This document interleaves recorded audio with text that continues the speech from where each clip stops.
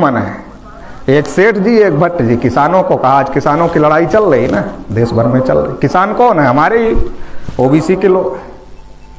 किसानों की लड़ाई चल रही है। किसानों को भी, जब ओबीसी को अपने दोस्त दुश्मन की पहचान नहीं है तो ओबीसी ही किसान है, तो किसान को कहां से? तो किसान को नहीं है, इसलिए संकट में फंस गया। क्योंकि ज्योतिबा फूले ने कहा तुम्हारे दो दुश्मन है, एक सेठ जी और एक भट्ट जी। महाराष्ट्र की भाषा में भट्ट जी बोले तो ब्राह्मण, सेठ जी बोले तो बनिया। कहा तुम्हारे यही दो दुश्मन हैं, एक तो कर्मकांड के नाम पर तुमको लूट लेता है और एक डंडी मार के तुमको लूट लेता है। दोनों तुम्हारा शोषण कर रहे हैं, इनसे सतर्क रहना। लेकिन हमारे लोगों को पता नहीं, तो हमारे लोगों ने सेठ जी को भी नेता मान लिया, भट्ट जी को भी नेता मान लिया। सेठ जी मतलब गांधी जी और भट्ट जी मतलब तिलक जी, नेहरू जी, पंडित जी। हमारे ओबीसी के लोग उनको पंडित जी कहते हैं। तो दोनों को नेता मान लिया, गांधी को भी नेता माना सेठ जी को, और भट्ट जी को भी नेता माना। आज भी ओबीसी गांधी जी को कोई दूसरा आदमी नेता नहीं मानता है। ओबीसी के लोगों के अलावा गांधी जी को कोई दूसरा आदमी नेता नहीं मानता है। ओबीसी के लोग ही गांधी जी को ढो रहे हैं। अब गांधी जी ने ओबीसी के लोगों का कितना सत्यानाश किया, ये ओबीसी के लोगों को पता ही नहीं है, तो ढोते रहते हैं। तो गांधी को नेता माना, नेहरू को नेता माना, तिलक को नेता माना, इसकी वजह से न सत्यानाश हो रहा है। इसकी वजह से जब अंग्रेज गए तो देश पर ब्राह्मणों का कब्जा हो गया। वरना ज्योतिबा फूले ने 1848 में जो लड़ाई शुरू किया वो तो सेठ जी भट्ट जी के खिलाफ थी। इनसे गुलामी की आजादी की लड़ाई थी। देश में दो प्रकार की आजादी की लड़ाई चल रही थी, एक अंग्रेजों की गुलामी से आजादी की लड़ाई और एक ब्राह्मणों की गुलामी से आजादी की लड़ाई। तो ज्योतिबा फूले को यह बात पता थी कि अंग्रेज तो बाद में आए, अंग्रेजों के पहले ब्राह्मण इस देश में आए और ब्राह्मणों ने हम लोगों को पहले गुलाम बनाया, और जितना भयंकर गुलाम ब्राह्मणों ने बनाया उतना भयंकर गुलाम अंग्रेजों ने हम लोगों को नहीं बनाया। ये बात ज्योतिबा फूले समझते थे। क्योंकि आप लोगों ने एकलव्य की कहानी सुनी होगी। एकलव्य जब गुरु द्रोणाचार्य के पास जाते हैं और गुरु द्रोणाचार्य से कहते हैं कि गुरु जी हमें धनुर्विद्या सिखा दो, तो गुरु द्रोणाचार्य क्या कहते हैं? तुम्हारा कुल क्या है, तुम्हारा गोत्र क्या है? जब वो अपना कुल और गोत्र बताते हैं तो द्रोणाचार्य को पता चल जाता है तो पिछड़े वर्ग का है, बैकवर्ड है। तब बैकवर्ड की भाषा नहीं थी, मगर उनको पता चल जाता है ये यहाँ का है, मूल निवासी है, हमारे के नहीं है। तो वो क्या करते? वो द्रोणाचार्य जी एकलव्य को शिक्षा देने से मना कर देते हैं। और जब द्रोणाचार्य एकलव्य को शिक्षा देने से मना कर देते हैं तो एकलव्य स्वतः अभ्यास करके दुनिया के सबसे बड़े धनुर्धर बन जाते हैं। और जो विद्या एकलव्य को आती थी वो विद्या द्रोणाचार्य को भी नहीं आती थी, इतने बड़े धनुर्धर बन जाते हैं। जब द्रोणाचार्य को यह बात पता चलती है, द्रोणाचार्य एकलव्य के पास जाते हैं, ऐसा लिखा गया है, और कहते हैं कि तुमने मुझे गुरु माना लेकिन गुरु दक्षिणा ही नहीं दिया। सवाल यह खड़ा होता है, जब तुमने गुरु बनने से ही इनकार कर दिया तो गुरु दक्षिणा किस बात की? तुमने तो गुरु बनने से ही इनकार कर दिया तो गुरु दक्षिणा किस बात की लोगे? लेकिन गुरु बनने से इनकार किया और फिर दक्षिणा मांगने पहुंच गया तो बेईमानी है ना, ईमानदारी तो है। और फिर दक्षिणा में क्या मांगा? दाहिने हाथ का अंगूठा मांगा। अब सवाल यह है कि पता नहीं द्रोणाचार्य शाकाहारी थे कि मांसाहारी थे, मुझे तो नहीं पता। लेकिन चलो अगर मांसाहारी थे तो अंगूठे से तो पेट भरता नहीं, अंगूठे में इतना मांस तो होता नहीं कि अंगूठे का मांस खा करके अगर पका कर खाते तो पेट भर जाता। तो इसका मतलब खाने के लिए तो अंगूठा मांगा नहीं। अंगूठे का और कोई उपयोग हो नहीं सकता कटने के बाद में। तो सवाल यह है फिर अंगूठा क्यों काटा गया, क्यों कटवाया गया? तो अंगूठा कटवाने के पीछे का मकसद था कि ये एक एकलव्य इस समाज में पैदा हो गया है, ये हजारों लाखों एकलव्य पैदा करेगा।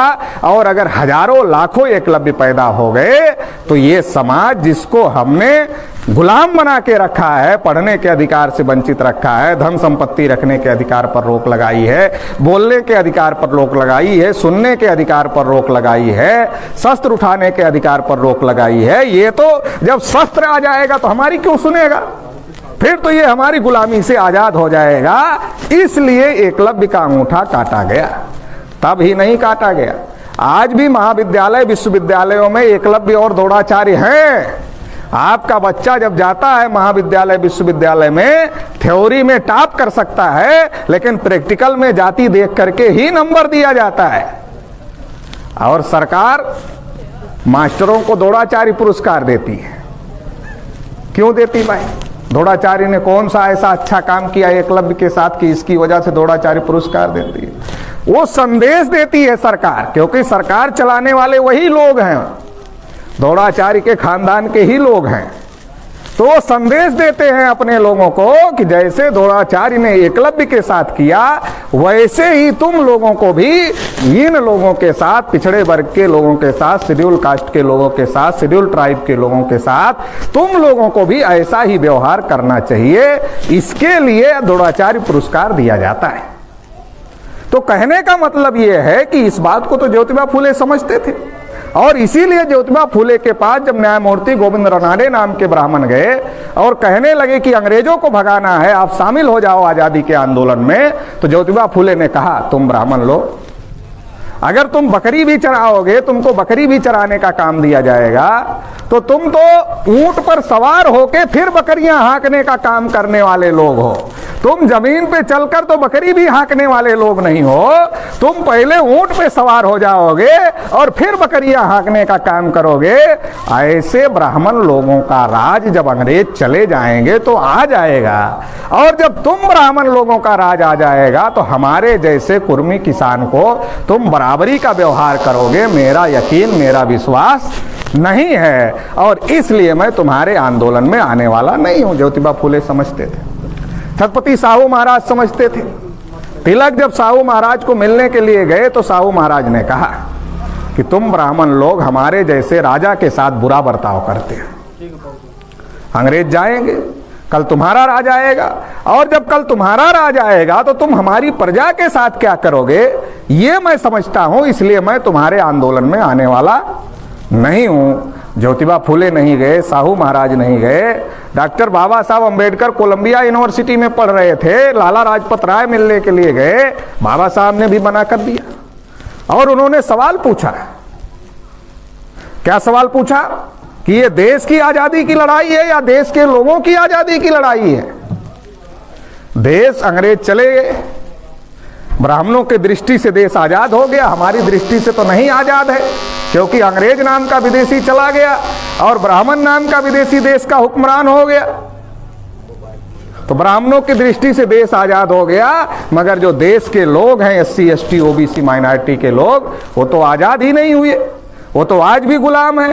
तो ज्योतिबा फुले इस आजादी को अपनी आजादी नहीं मानते थे, छत्रपति साहू महाराज इस आजादी को अपनी आजादी नहीं मानते थे, बाबा साहब डॉक्टर अंबेडकर इस आजादी को अपनी आजादी नहीं मानते थे। पेरियार रामास्वामी नायकर जो पिछड़ों के बहुत बड़े नेता थे, उन्होंने कहा गांधी और कांग्रेस के नेतृत्व में जो लड़ाई चल रही है, इससे देश में डेमोक्रेसी नहीं आएगी, ब्राह्मणोक्रेसी आएगी। डेमोक्रेसी नहीं आएगी, ब्राह्मणोक्रेसी आएगी। मतलब लोकतंत्र नहीं आएगा, ब्राह्मण तंत्र आएगा। ये पेरियार का कहना था। सरदार भगत सिंह जब जेल में बंद थे तो उनको बातें समझ में आई। उन्होंने कहा 90% लोग आजाद होने वाले नहीं हैं, केवल 10% लोग इस आजादी से आजाद हों। तो आज की स्थिति क्या है?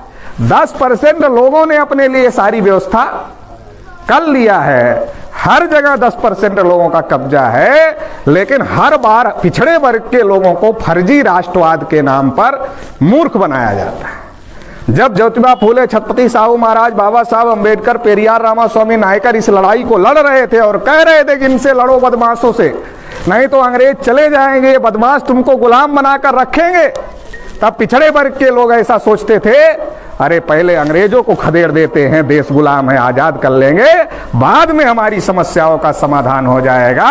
बहुत बड़ी संख्या में पिछड़े वर्ग के लोग जेल गए, गोलियां खाई, फांसी के फंदे पर सरदार भगत सिंह जैसे लोग लटक गए, कुर्बानियां दिया पिछड़े वर्ग के लोगों ने, तब अंग्रेज देश छोड़कर गए।